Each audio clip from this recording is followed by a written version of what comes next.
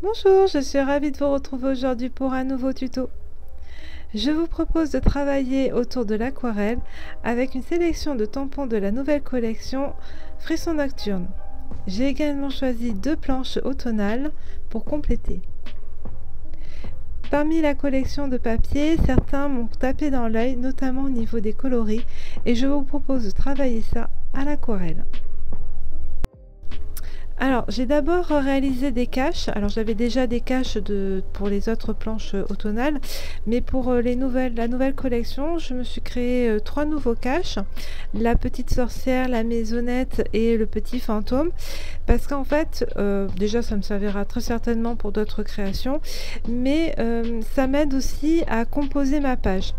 En fait, souvent j'ai des idées de la façon dont j'ai envie d'utiliser mes tampons, mais souvent je peux être hésitante sur où je vais les tamponner, dans quel ordre ou quel rendu j'ai envie d'avoir. Donc en fait, je m'aide des caches pour réaliser le tamponnage.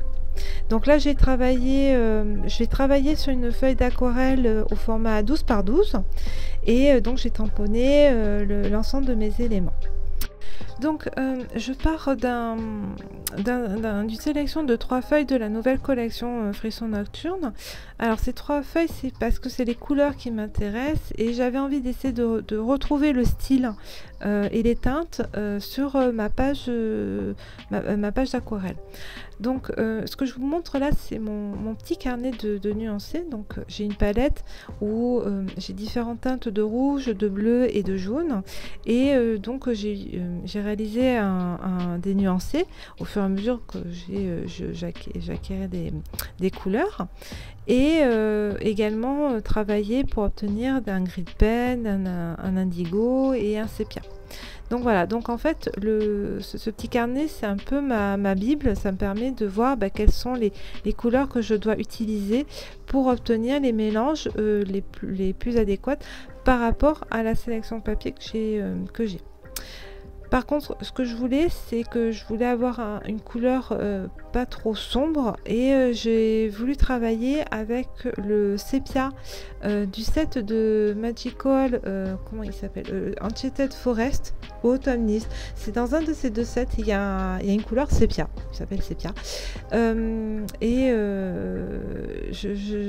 voulais utiliser cette couleur pour travailler mon fond de carte. Donc, ce que j'ai d'abord travaillé, donc c'est le fond. Donc ce que je fais, c'est que je mouille ma page. C'est du papier aquarelle. Alors là, c'est du papier aquarelle 100% cellulose.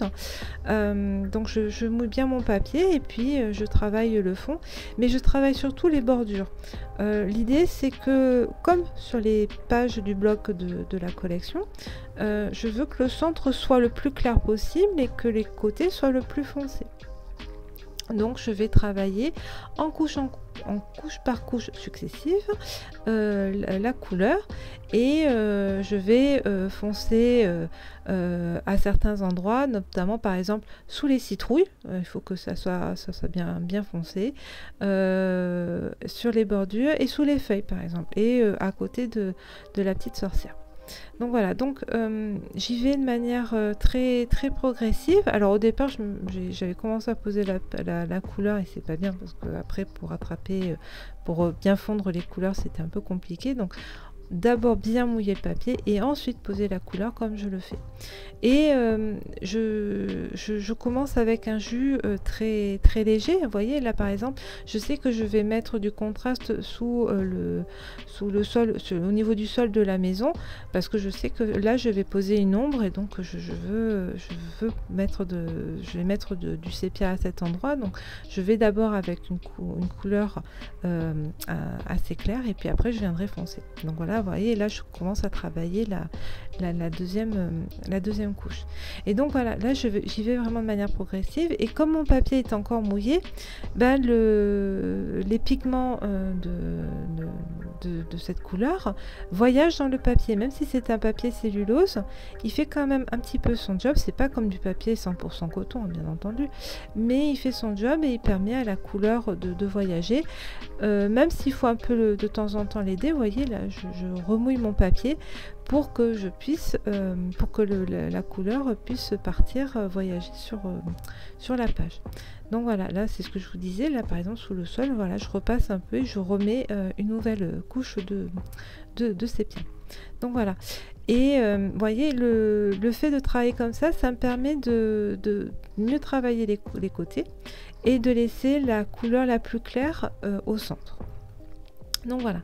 Donc une fois que j'ai travaillé avec la poudre Magical, je vais travailler avec mes aquarelles. Donc je me suis réalisé une couleur sépia avec mes aquarelles. Donc c'est un mélange de rouge pyrrhylène et de bleu outre-mer et bleu de Prusse. Et donc c'est le bleu outre-mer qui va permettre de faire le dosage. Et donc je vais foncer certains endroits de ma page, notamment par exemple sous les feuilles, parce que je veux donner l'impression qu'en fait on est sous un platane et qu'on observe en fait ce paysage. Donc voilà, donc c'est comme ça que je travaille les ombres sur les côtés, c'est surtout sur les coins. Donc ensuite je vais travailler mes citrouilles. Donc là je vous montre comment j'ai colorisé. Alors par exemple sur la création de la boîte vitrée, alors je ne sais pas si elle sera diffusée avant ou après cette création, mais vous avez vu, j'avais fait des citrouilles, j'avais déjà colorisé ces citrouilles avec des néocolores, et là je les colorise avec les aquarelles, et j'essaye de garder à peu près les mêmes tons, mais aussi me rapprocher de ce rouge un peu marron qui est sur les blocs de la collection. Donc je vais travailler avec le rouge de Pyrrole foncé et le jaune safran, ce qui va me permettre d'avoir un orange un peu terreux. Et pour apporter du contraste, je vais utiliser la couleur complémentaire, donc je vais utiliser le bleu de Prusse, mais je vais vraiment mettre qu'une goutte, hein, juste pour foncer mon mélange et du coup marquer les ombres sur la citrouille. Donc j'ai fait une première passe avec un jus très dilué alors je pense que j'ai utilisé que le safran en jus très décoloré pardon, sur toute la citrouille. Après, avec mon mélange orange, je vais travailler un peu les contours, et pour donner du volume à chaque partie de la citrouille, je vais travailler les bords de la citrouille. Et puis avec mon orange, avec ma petite goutte de bleu, je vais travailler plus l'arrondi, donner vraiment cette forme arrondie à chaque partie de la citrouille, donc le sommet et la base de la citrouille. Pour voyez là, alors là je prends une autre technique, là cette fois-ci je pars de ma couleur orange, je pose la couleur en haut de la citrouille et ensuite je viens avec mon pinceau étirer la couleur. C'est une autre manière, c'est une autre technique de faire. Tout dépend en fait comment vous voulez travailler vos couleurs. Là comme la citrouille elle est quand même au fond, je peux aller directement sur des couleurs moins diluées, je vais aller sur la couleur beaucoup plus foncée et donc je pars directement sur mon orange, même si j'étire un peu la couleur, et puis après je viens travailler les contrastes. Donc voilà.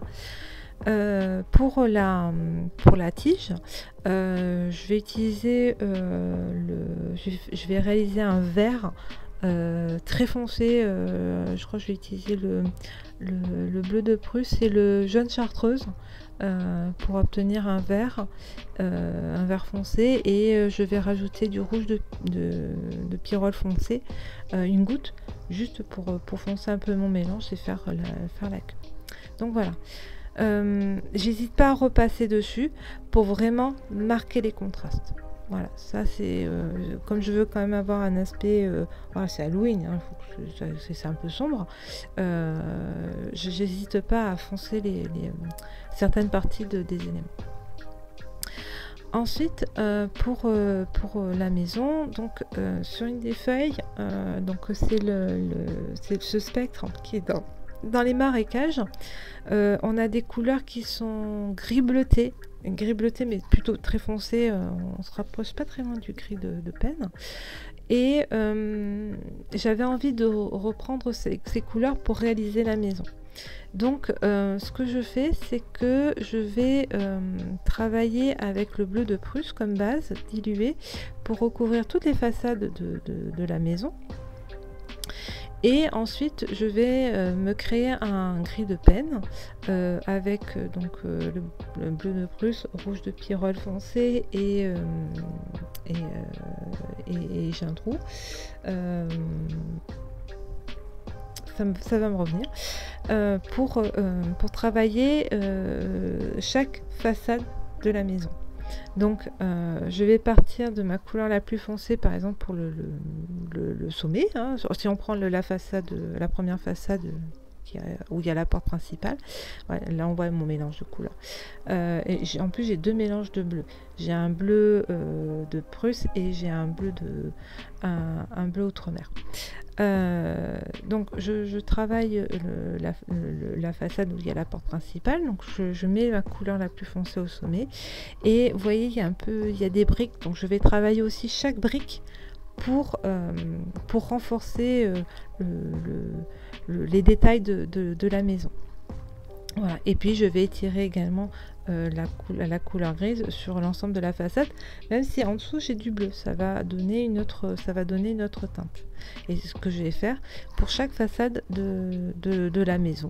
Je vais travailler la couleur de base, puis après je vais renforcer les détails, les briques, les coins, pour apporter que ça soit une maison d'Halloween, un manoir un peu, pas lugubre, mais voilà, pas très accueillant.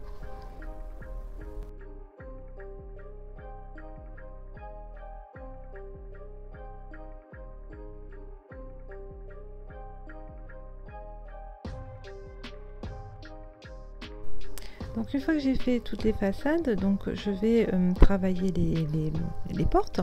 Donc je reprends mon mélange de couleurs de sépia que j'ai utilisé par exemple sous les feuilles de platane pour faire les portes. Donc je passe d'abord un premier jus dilué. Donc je fais les portes. Ah oui, il y avait aussi la petite barrière, j'avais oublié. Il y avait la petite barrière que j'ai passée. Et puis avec mon mélange de gris de peine, je vais repasser dessus pour atténuer la couleur sépia qui était un peu trop marrant. Je voulais que ça soit quand même encore dans les couleurs de la maison. Donc comme pour un lavis, je repasse avec mon gris de peine dilué quand même, parce que je veux quand même garder les couleurs marron. Pour le toit, c'est exactement la même technique, hein, un premier jus dilué, puis après je viens travailler les effets de profondeur en marquant certains aspects du toit avec plus ou moins de couleurs.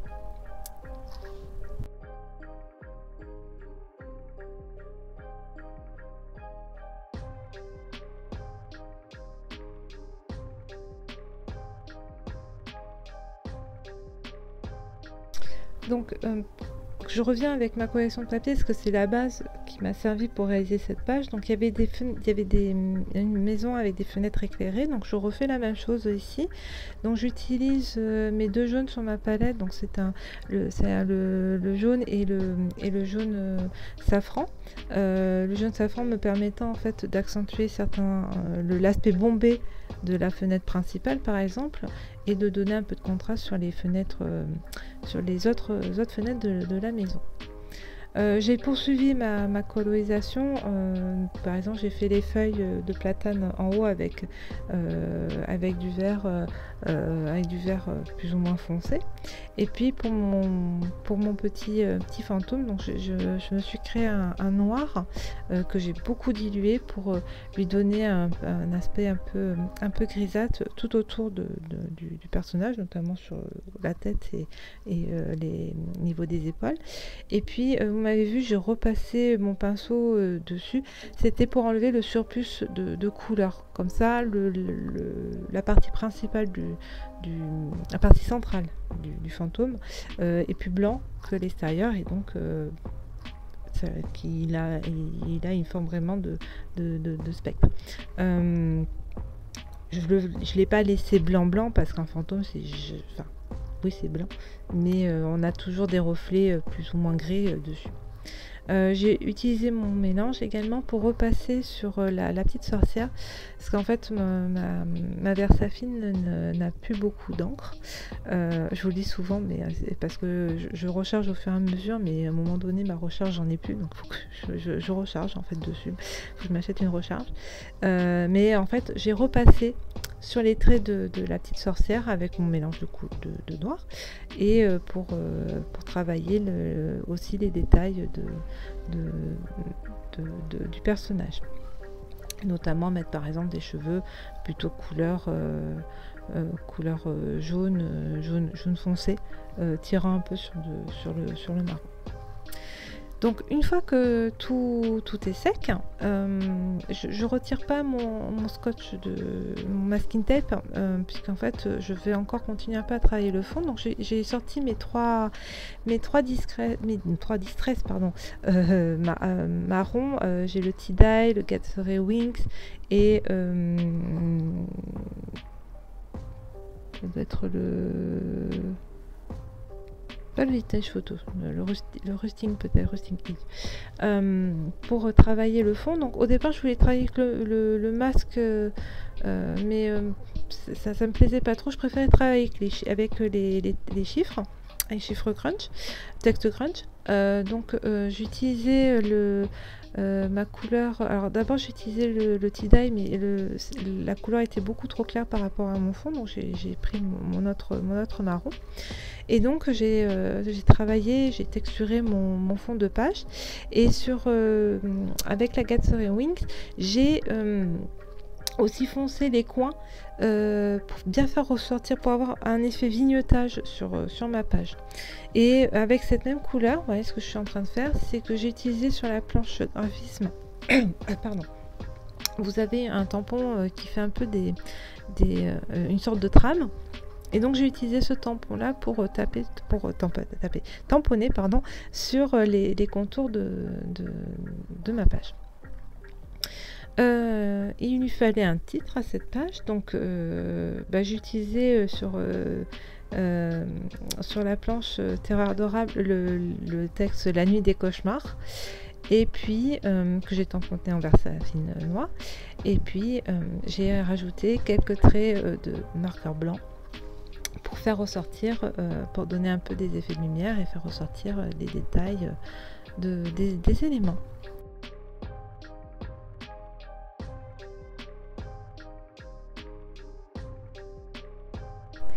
Alors je vous montre en détail ma petite page. Alors c'est un peu dommage parce que je suis pas arrivée à filmer le côté scintillant de la carte avec la peau de Magical. Pourtant elle brille un petit peu. J'aime bien l'ambiance que j'ai donnée à cette page, l'effet vignettage aussi. C'est pas exactement comme les feuilles du blog de la collection, mais on retrouve l'ambiance, on est dans les mêmes teintes que la collection. Voilà. J'espère que cette création vous aura plu. N'hésitez pas à partager les vôtres sur le groupe GG Addict sur Facebook. Et moi, je vous dis à très vite pour une nouvelle création. À bientôt!